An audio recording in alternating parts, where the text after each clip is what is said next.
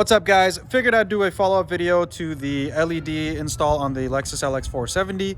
Now that I have my extended caps, I wanted to show you guys what I am doing to make this work. So I've already got the passenger side plugged in and it's working fine.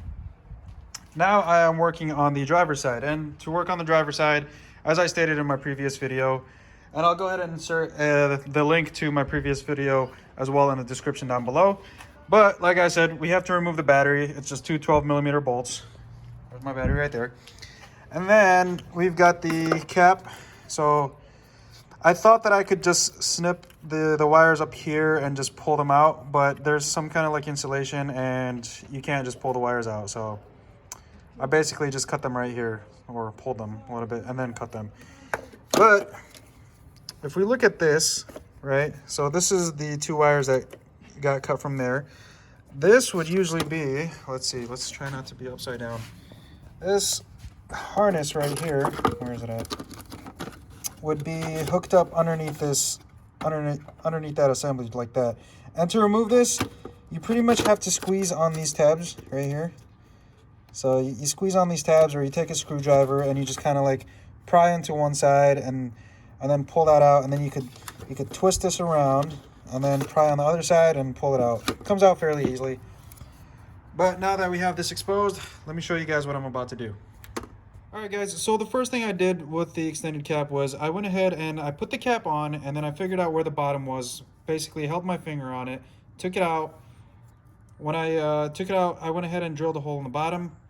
Now they do provide a little groove right here, and I'm guessing that's for the here, let's see if we can focus on it. I'm guessing that's for where you can run the wiring through. However, I don't think that's enough space for the wiring. Plus, I feel like that's just kind of a pain to try to route the wiring that way while installing the cap. Creating the hole provides ventilation for my LED light bulb, as well as, you know, if there's any moisture, it'll go downward. Anyways, so we're gonna go ahead and take our connector or whatever, our harness. We're gonna run it through the hole like yay, right? Run both of them through the hole just like that. And then I went ahead and twisted the top a little bit.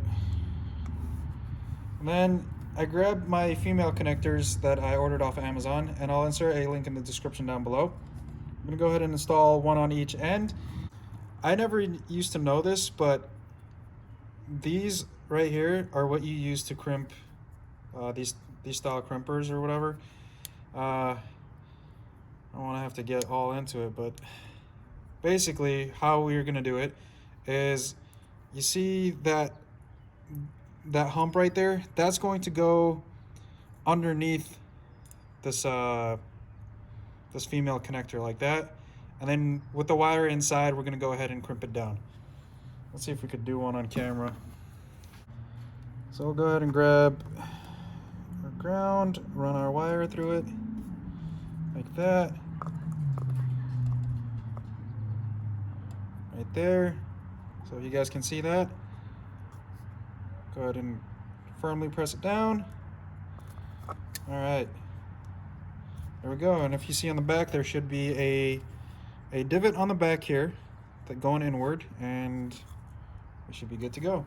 So let's go ahead and do the positive side here, the power. Okay, go ahead and crimp it down. That. All right, now set my crimping tool aside. I'm gonna take our LED bulb wiring. I'm going to run the red wire to the green wire on the harness. So the red and green is our positive.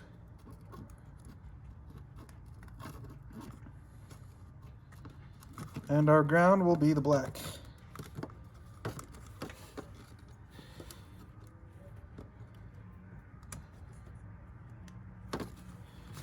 So I don't know if you guys can see that, just like that. All right. Now when we go to install the cap, try to keep the wires away from the back of the fan. Try to tuck the wires towards the bottom, just because it can get warm behind this fan.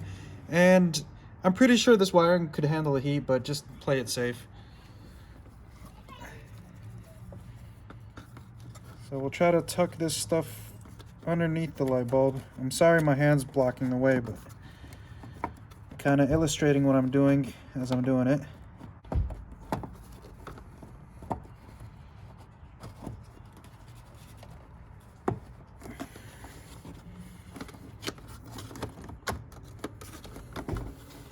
Go ahead and install the harness back down there.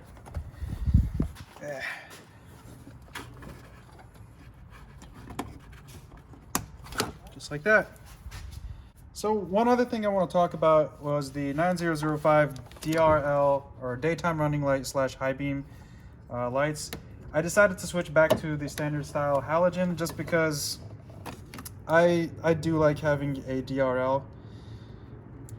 These are great bulbs, and I'm probably going to use them in a different vehicle. I think they should fit in my Ram 1500, but because of the daytime running light and high beam system in these cars, I'm just gonna have to run incandescent for now.